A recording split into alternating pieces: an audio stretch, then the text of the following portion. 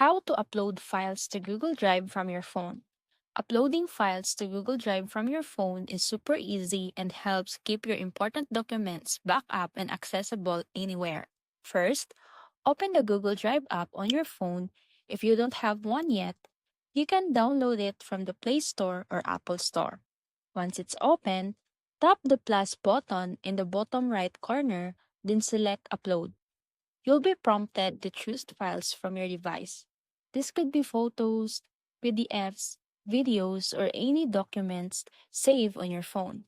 Just tap the file you want to upload and it will begin transferring to your drive. You can even select multiple files at once. Once uploaded, they'll be saved securely in your Google Drive account and accessible from any device.